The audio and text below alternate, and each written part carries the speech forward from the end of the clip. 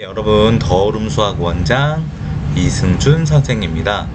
오늘은요, 믿어주지 않는데 어떻게 아이가 잘할 수 있나요? 라는 이야기를 한번 해보려고 하는데요. 이 믿어준다는 거, 아이를 어느 정도 받아주고 믿어준다는 게 이제 사실 쉽지가 않습니다. 얼마까지 믿어줘야 되고, 언제까지 기다려줘야 되고, 언제까지 아이를 믿고 기다려줘야 되는지, 성과가 나지 않는데 그냥 마냥 믿고 기다려줄 수 있는지, 이제 그런 거에 대해서 이제 우리 부모님들이 이제 그럼 도대체 이게 기간이 있느냐, 언제까지냐, 얼마나 믿어줘야 되느냐 라고 이야기를 가끔 하십니다. 제가 이제 너무 추상적이고 원론적인 이야기죠. 공부를 잘 못해서, 아이가 성적이 안 나와서, 그래서 이제 저에게 상담을 하시는 재원생이나 아니면 신규생 부모님들이 있으면 저에게 이런 말씀을 하세요. 그럼 제가 이제 원론적인 말씀을 드립니다. 믿어줘야 돼요. 기다려줘야 됩니다. 그러면 저한테 되물어요. 원장님, 도대체 언제까지요? 도대체 얼마나요? 라고 저에게 되묻습니다. 사실 답은 없어요. 여러분, 믿고 기다려준다는 거에 대해서 답이 있을까요? 그런데 우리 부모님들은 얼마나 우리 아이를 믿고 기다려주셨나요? 제가 반문하고 싶습니다. 저에게 상담을 하거나 저에게 이야기를 하시는 분들은 대부분 아이가 초, 중, 고등학교인 분들입니다. 그러면 아이가 공부를 하기 시작했었을 때, 뭐 요즘엔 일찍부터 하지만 그냥 우리가 통상적으로 추상적으로 한 10살, 9살, 10살부터 이제 공부를 했다고 시작했을 때 10년을 믿어줘도 19살이에요. 그러면 19살까지 믿어줬는데, 20살까지 믿어줬는데 아이가 잘 못했다, 그래서 나 포기하고 싶다, 이제 그러면 제가 어느 정도 이해는 합니다. 그러신 분들 없잖아요. 고작해야 6개월, 1년, 2년, 정말 기신 분이 한 2년 정도 기다려주시고 믿어주신 거예요. 그런데 이 2년을 기다려주시고 믿어주신 분도 온전히 기다리고 믿어주신 거는 아니죠. 자, 제 친구 중에 대학을 아주 좋은 학교를 나오지 않은 친구가 있어요. 물론 이제 학교를 비하하는 건 아니지만요. 이제 대학을 재수를 해서 이제 광운대에 나온 이제 친구가 있습니다. 광운대 이제 물론 뭐 비하를 하는 건 아니고 좋은 학교이긴 하지만, 우리가 대학을 가기 전에는 이제 부모님들이나 아이들이 광명상과, 그래서 막 이제 뭐 그것보다는 높은 대학을 가고 싶다라고 이제 열망을 하시니까 이제 제가 말씀을 드리는 겁니다. 스카이 대학은 아니니까요.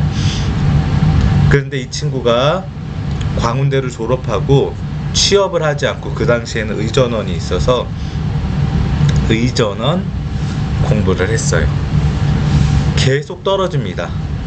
한 5-6번 정도 떨어졌을 때 이 친구가 결혼을 해요. 아무것도 없는 상태에서. 그리고 이 친구가 결혼을 하고도 몇 번을 더 떨어져서 한 9번인가 떨어지고 합격을 했어요. 구수를 한 거죠. 그 결국에는 의전원의, 지방이긴 하지만 의전원에 합격을 해서 지금 미용병원 원장으로 일을 하고 있어요. 돈을 잘 벌어요. 여러분들이 그렇게 아이를 만들고 싶은 의사가 돼서, 전문의는 아니지만 의사가 돼서 돈을 잘 벌고 있습니다. 9년을 기다려서 이룬 성과예요.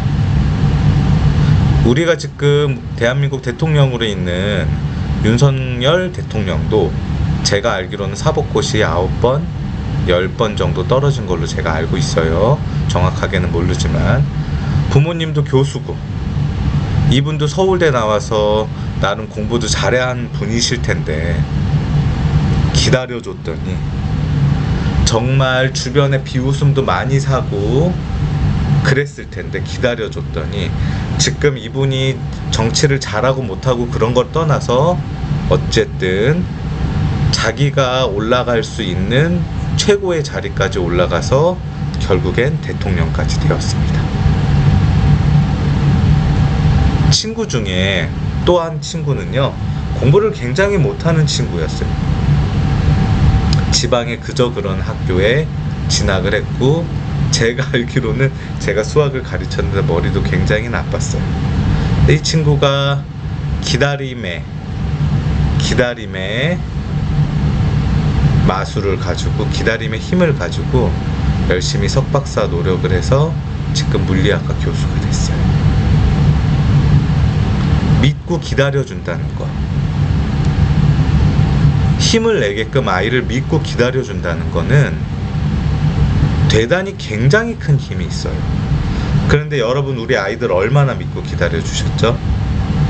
쉽지 않죠. 물론 쉽지 않습니다. 시험이 끝나고 시험이 이제 진행되면 아이들의 결과가 나와요. 저도 결실을 내야 되는 사람이기 때문에 아이들이 시험을 잘 보면 아이들과 먼저 상담을 하고 잘 봤다고 부모님과 통화를 하고, 못 보면 못 본 거 가지고 아이들이랑 상담을 먼저 하고 또 부모님과 통화를 합니다. 죄송하죠, 못 보면. 잘 보면 조금 으쓱으쓱한 부분도 있고, 물론 모든 공은 아이에게 돌립니다. 그런데 한 부모님이 저에게 이런 말씀을 하시더라고요. 원장님, 너무 걱정 안 하셔도 돼요.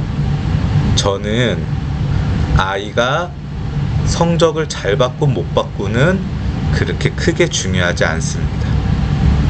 아이가 이 학원에서 수학을 어려워하지 않고 자신감 있게 공부한다면 성적을 잘 받고 못 받고는 아이의 역량이기 때문에 결과로 너무 염려하지 않으셔도 됩니다. 너무 걱정하지 마세요. 원장님, 또 한 분은 너무 잘 가르쳐 주셨는데 좋은 성과를 내지 못해서 죄송합니다. 원장님 노력이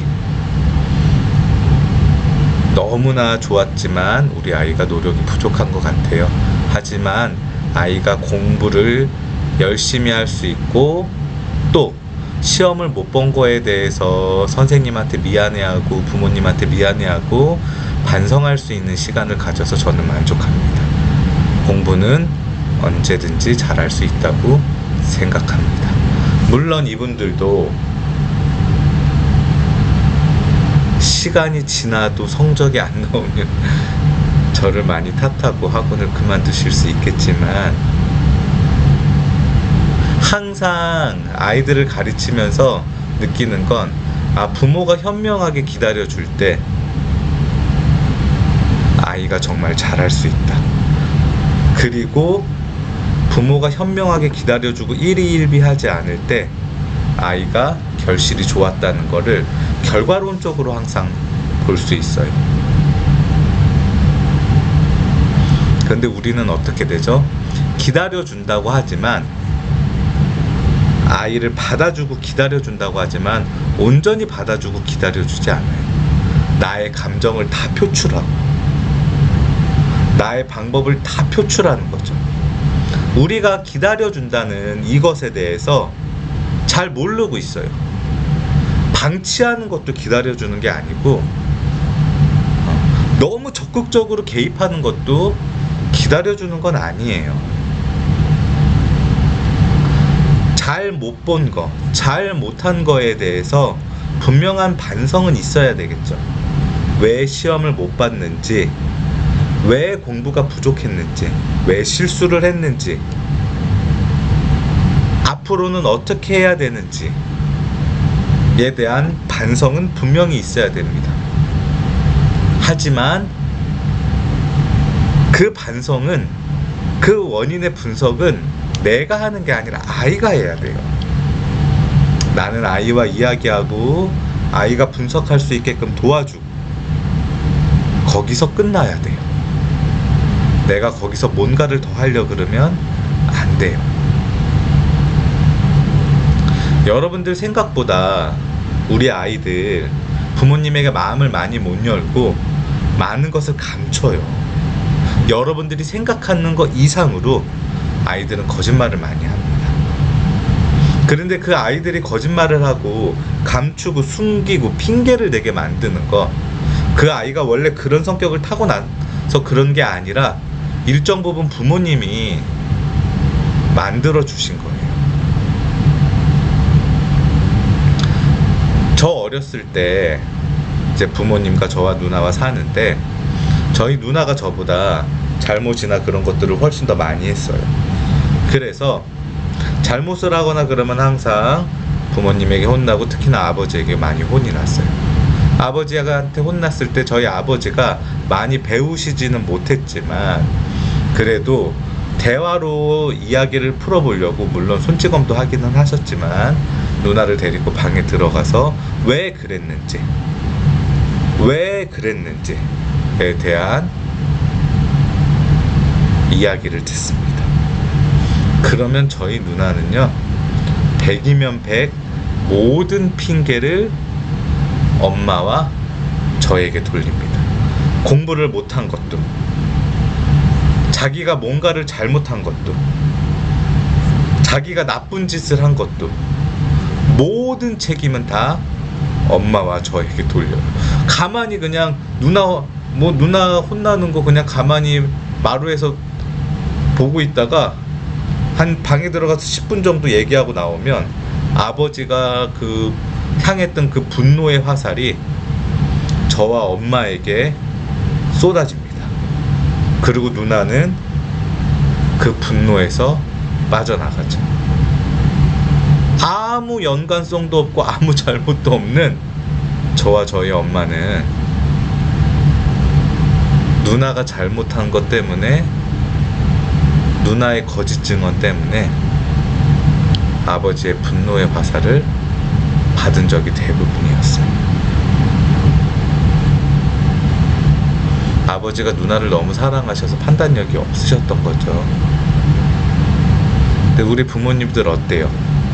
이게 우리 부모님들의 모습 아니에요? 공부를 못하면 학원으로 옮겨야죠. 책도 바꿔야 되고 여러 가지 방법을 써봐야 되는 건 맞아요. 근데 아이를 믿어주고 기다려줘야 되긴 하지만, 그게 정말 아이가 원하는 방향인지, 아니면 아이가 책임을 회피하기 위해서 그냥 사용하는 하나의 방편인지 판단하실 수 있어야 돼요. 여러분, 인생은 길어요. 요즘에 특별히 사고가 나거나 아프지 않으면 85살, 90살 이상까지는 대부분 다 살아요. 긴 인생에 5년, 10년, 15년 기다려주는 거 그렇게 길게 기다리는 거 아니에요. 우리 특히나 남을 기다리는 게 아니라 내가 사랑하는, 내가 내 피와 살로 만들어진 세상에서 가장 사랑하는 내 아이를 기다려주고 믿어주는 거, 저 그렇게 어렵다고 생각 들지 않습니다. 믿어주면, 현명하면, 부모님이 중심을 잡으면 아이는 분명 잘할 수 있어요. 하지만 부모님이 더 많이 흔들리고 더 많이 불안하고 더 많이 잡아주지 못하면 시간과 돈은 굉장히 많이 쓰지만 아이가 잘할 수는 없어요.